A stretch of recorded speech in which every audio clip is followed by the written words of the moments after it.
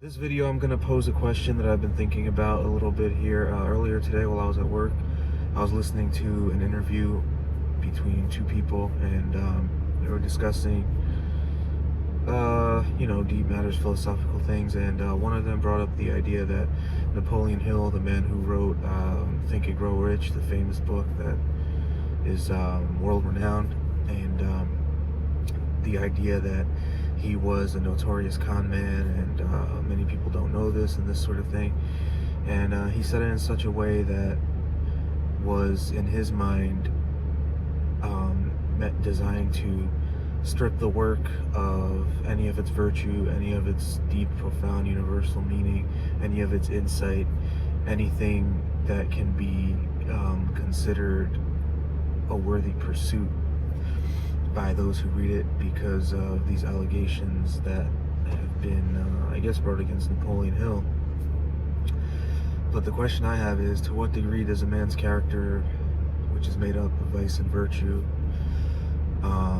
add or detract from his work, from his message, from his,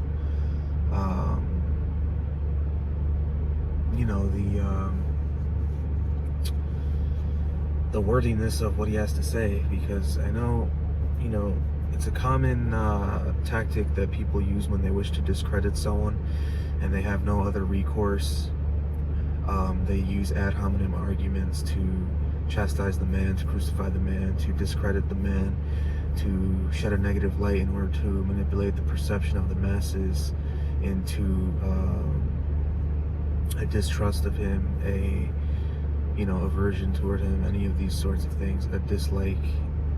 And this is, I think, a lower form of argument and a juvenile form, because they cannot think of anything more salient, more potent, more, they have no knockout punch, so that's what they go for, because they know that the perception and the emotions of people are easily manipulated, and the masses are easily directed towards whatever you can enchant them with. And so that's the question I have. We all have skeletons in our closet. We all are aligned to some degree with vice. We all have virtue. So why do we act as if, why do we immediately, first of all, believe whatever we read? The more salacious it is, the more dramatic it is, the more that we can become entertained by it and distract from ourselves and our own misgivings and our own vices and our own things that keep us awake at night and that sort of thing. Then all the more for it we are. But we have to understand that we have been conditioned to do this because it is the easiest form of stripping us of our integration with things that elevate consciousness and things that might awaken us and this sort of thing. The powers that be, anytime they want to direct the masses away from certain things, they'll use these ad hominem arguments. They'll dig up these things, and the people buy it hook, line, and sinker, because they've been conditioned, to not be able to see the trees in the forest, to not be able to think on a deeper level and understand that all of this soapbox oration and all of this virtue signaling and all of this pointing out the flaws and the imperfections and digging up the skeletons of other people is just a means of absolution from that which they are reluctant to face in themselves. And so in my mind, whether he was or he wasn't, that doesn't detract from the tremendously powerful exercise of critical thought, of deep exploration of esoteric knowledge and wisdom, of extraction of universal principles, which he desired to articulate and bring to the attention of the masses in order to have more people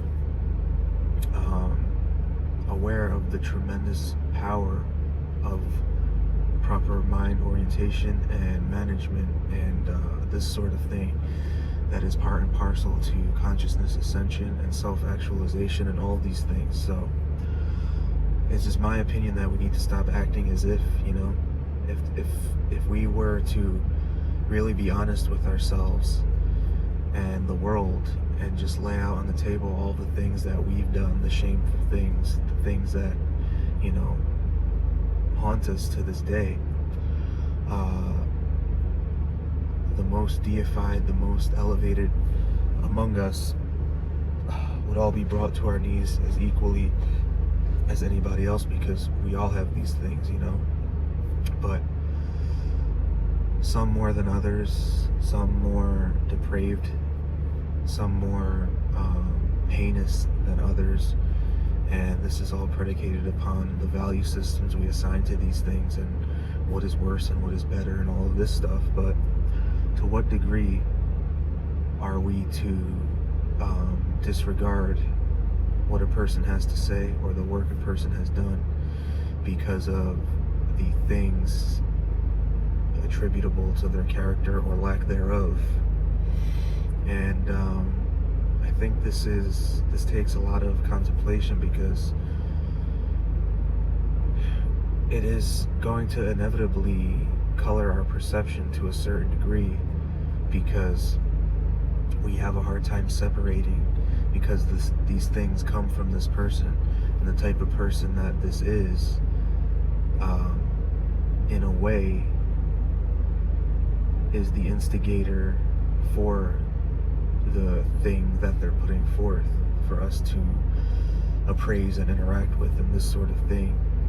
And if somebody is at one point in their lives or still entertaining tremendous vice and depravity and heinous behaviors and things towards others, and yet they produce some tremendously profound work that has tremendous knowledge and wisdom to is expressing tremendous knowledge and wisdom. Are we to disregard that because of the person that they are, knowing all the while that each one of us is a fallen creature, that we all have, like I said, our skeletons, that we all have the things that we've done that were less than less than virtuous, less than kind, less than empathetic, less than ascended in consciousness, less than all of these things. So if that was the case, then we are to disregard everything from everybody. It's just that, the things that make themselves apparent, the blades of grass that stick up, are the only ones that we know about. And so we can even entertain these value judgments with regard to these people and their works, because we're made aware, for whatever reason, be they nefarious things or things meant to discredit, to push an agenda, or to subvert all of this sort of thing. But like I said, if that was the case, then are we just to disregard everything? And this is a conclusion that you would logically arrive at if that was the case, because each one of us is a complicated and highly nuanced being, and so yeah, that's my question. Where do we draw the line? How do we approach the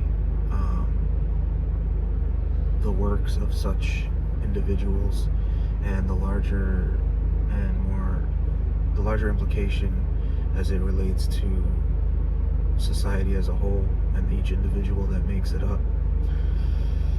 So I'm going to think on that some more, and maybe I'll come up with something myself. But I think as a general rule, we need to stop acting as if, step down from our soapbox.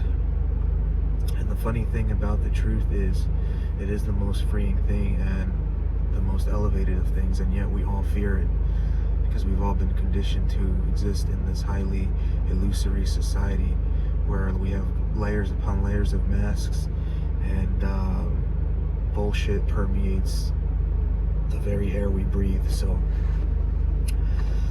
that's what I want to say here.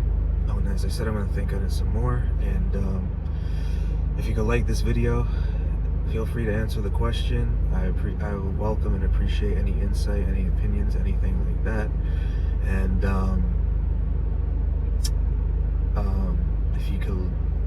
if you could share the video, subscribe to the channel, I appreciate that. And if you want to leave any questions, any thing that you want my perspective on, that you might want advice on, if I could offer some words of encouragement or inspiration or tough love or anything like that, I'd be happy to do that.